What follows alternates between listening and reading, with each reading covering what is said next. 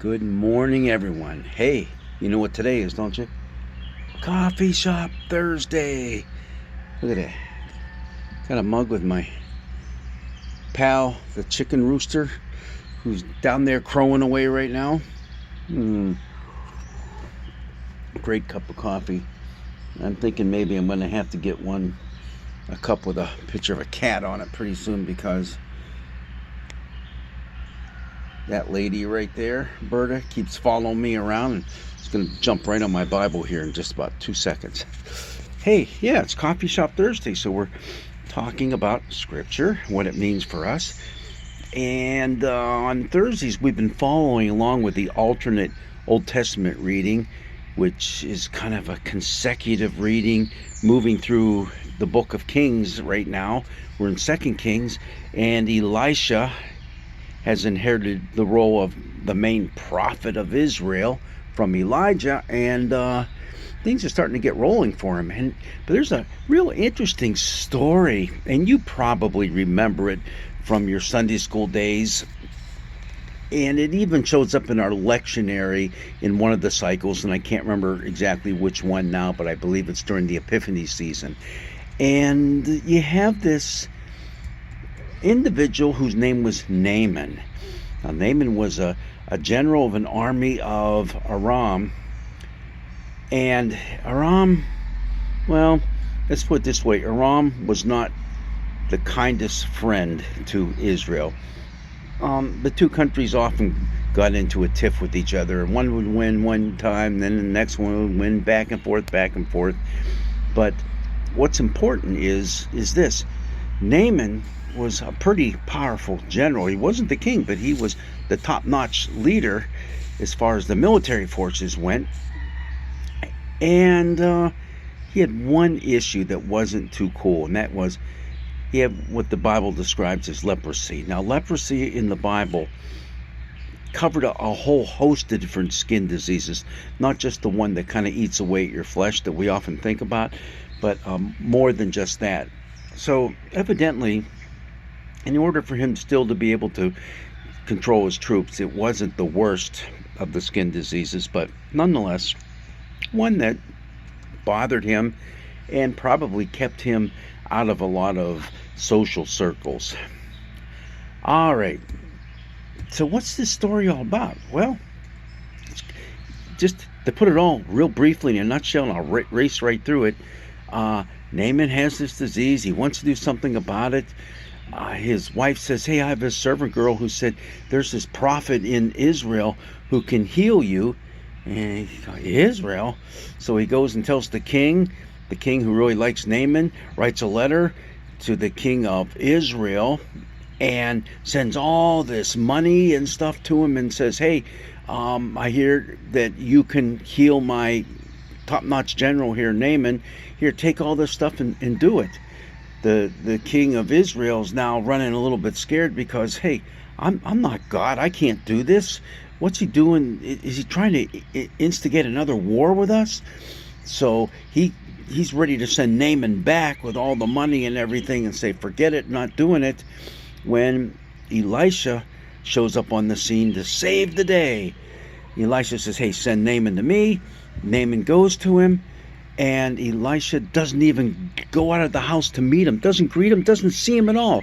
All he does is sends a messenger out to him to say, hey, go wash in the Jordan River 7 times and you'll be healed. Naaman gets all ticked off. What? I came here all this way and you're supposed to heal me and you don't even bother to come out and greet me? Aren't my rivers better back home than they are here? So I mean, it just goes on and on. So he's all angry and he's going to head back, and this looks like warfare is about to break out. But then some of the servants of Naaman say, hey, come on, if this prophet had told you to do something really, really difficult, like jump off a cliff and survive, wouldn't you do it? You know, they didn't say that, but they said, if they said do something really difficult, wouldn't you have done it? Yeah, I would have. Well, then just jump in the river 7 times, which he did, and he was healed. And all is right with the world, right? Well, you might think that's kind of a strange story. Why would that be in the Bible? Well, I think there's a couple of things going on here that are really quite fascinating. First of all, you have to realize this is written in Second Kings. Second Kings, the 5th chapter. And my little heading in the Bible that I'm reading from the Revised Standard Version says, the healing of Naaman. Now, what we need to realize is that the book of Kings, in fact, the most of the Deuteronomic books emphasize the fact that God is in control. God is in control of all the nations, regardless of whether they worship Him, Yahweh, or not. God is in control. So you have this going on in the story, because even Naaman at the very end of the story shouts this out. Then he returned to the man of God, he and all his company. He came and stood before him and said, "Now I know there is no God in all the earth except in Israel. Please accept the present from your servant." So even Naaman, the top-notch general of the neighboring warring country Aram, realizes that Yahweh is it, not his Baal, not any of the other gods that are being worshipped, but Yahweh. And that's a theme, a common theme you're going to see running all through the book of Kings. Okay, so that's the first thing to keep in mind. That's a very important theological concept. God is in control of all the nations of the world. But the second one is, look a little more closely at this story. There's something kind of strange going on here. Do you see that it's not the people who are in power who are controlling everything that's going on? Well, number one, it's God who's in control. But people-wise, who are the ones who bring about this miraculous healing?